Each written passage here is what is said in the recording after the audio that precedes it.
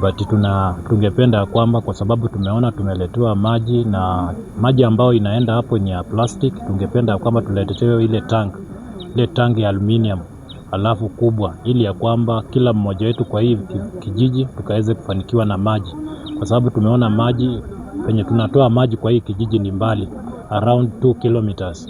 Sasa hii maji ikikuwa ya kwamba kila kijiji kipata, tutakuwa tumepata wazazi ambao hawezi kufika kwa hiyo mto, itakuwa rahisi kupata hiyo maji.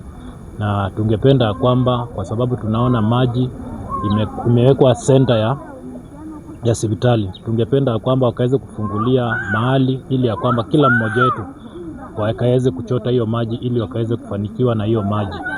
Hii maji ikikuja tasikia yako vizuri, kwa maana tutakuwa tukichotea kwa mlango. Mama akiwa mchafu, hiyo ni vibaya sana, kwa maana hata ukipita mahali si unanuka. Maji yanaweza sabaratisha ndoa, kwa maana mzee akikuja kama maji hakuna, si mtapikana. Sumbuka kupata maji mahala hapa. Wengine watu wanatoa maji mbali, wengine wanatoa saidi za mbali. Kwa hivyo tumeshukuru sana kwa sababu ya hiyo maji kufika kuanzia jana. Ilikuwa ni jambo ambalo lilikuwa inaleta shida kidogo, kwa maana tuliletewa tangi na ikakaa hapa. So watu walikuwa wameanza kuulizana maneno kwa sababu ya hiyo tangi. Tulikuwa tunaletewa matangi bure tu, lakini tumeona hakikisho ya kwamba maji imefika, na tunashukuru mheshimiwa kwa kazi ambayo amefanya. Japokuwa haijaanza kuingia kwa maboma, tunaomba mheshimiwa afanye kitu, atuepee pipes za kuingia hii miti iko karibu, nasi angarau tufurahi. Ni muda mrefu tulihitaji haya maji tangu aweke hizi tangi hapa, tuko na maji.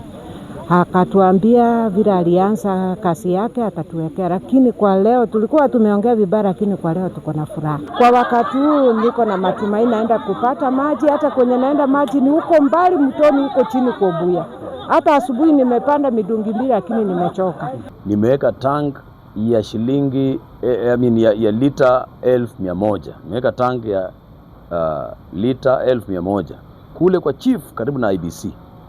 Na hiyo maji ni mengi sana.